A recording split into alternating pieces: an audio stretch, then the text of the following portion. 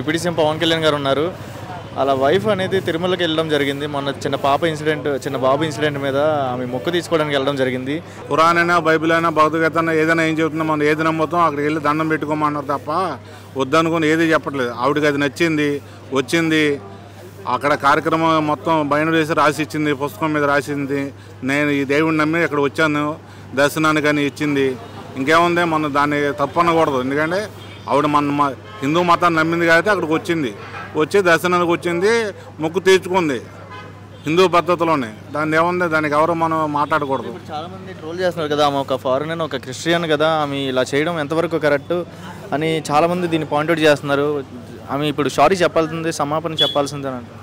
ఇప్పుడు మన ఇది భారతదేశం, సర్వమతాలుగా మనం గౌరవించాలా. ఏ మతంలో కన్వర్ట్ అయినా మనం గౌరవించాలా. ఇప్పుడు క్రిస్టియన్ ఉన్నారు, ఇప్పుడు హిందూ నుంచి క్రిస్టియన్ అవుతాడు. మనం హిందూగా మనం చూడకూడదు.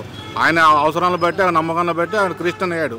అలాగే ఆవిడ కొడుకు ఏదో ప్రమాదంలో బాగైతే వస్తానని తల మొక్కు తీర్చుకుంది. దాన్ని మనం విమర్శించడం అనేది చాలా తప్పు. ఎందుకంటే అన్నం తినేవాడు అలా ఎవరో విమర్శించకూడదు. ఎందుకంటే ఆవిడ మనస్ఫూర్తిగా వచ్చింది, మనం కూడా సంతోషించాలి.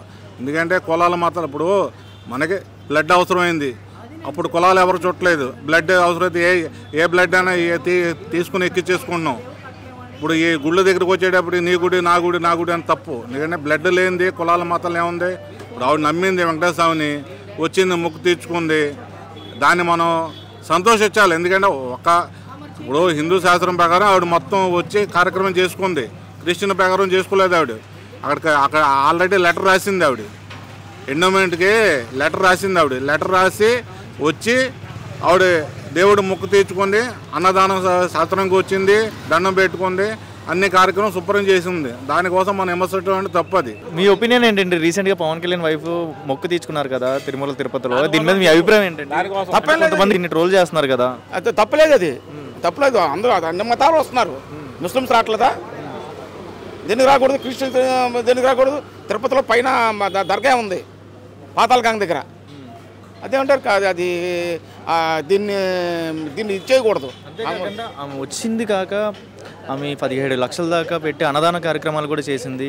సో దీన్ని కూడా పాయింట్అవుట్ చేసి ట్రోల్ చేయడం ఎంతవరకు కరెక్ట్ అంటారు? అది కరెక్ట్ కాదండి. వచ్చింది, దర్శనం చేసుకుంది, స్వామికి దండం పెట్టుకుంది, భోజనం చేసింది, దానికి అన్నదానానికి ఆమె తోసింది ఇచ్చింది. దాన్ని ఇలా విమర్శించడం అనేది కరెక్ట్ కాదు. ఇప్పుడు క్రిస్టియన్స్ వాళ్ళు చాలామంది ఇతర మతస్థులని వాళ్ళ మతంలో దేని తీసుకెళ్తున్నారు. మీ దేవుళ్ళకి వెళ్ళమాకండి, మా దేవుడిని మొక్కండి అని ఎలా చెప్తున్నారు?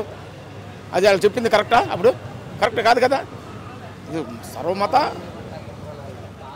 ఇది అందరూ వెళ్ళొచ్చు. అది మన హిందువులు వెళ్ళట్లేదు చర్చిలకి, దాని ఏముంది, మనం వెళ్ళొద్దని చెప్తున్నామా?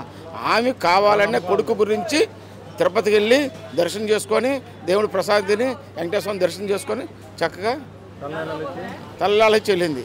దాని తప్పేం లేదు, అది కరెక్ట్ అని చేసింది. మరి ఇంత చేసినా మీరు అందరూ కరెక్ట్ అంటున్నారు, మరి ఎందుకు దీన్ని హల్చడి చేస్తున్నారు? ఎందుకు సోషల్ మీడియాలో కానీ బయట? పల్లెనోళ్ళు ఏం చేస్తారు? వాళ్ళకి ఏదో ఒకటి కావాలి, ఏదో వాగుతుంటారు. అది కరెక్ట్ కాదండి. అంటే రాష్ట్రంలో చాలామంది ఉన్నారు కదా, పవన్ కళ్యాణ్ వైఫ్ని ఎందుకు టార్గెట్ చేయడం? ఇప్పుడు దీని గురించి కూడా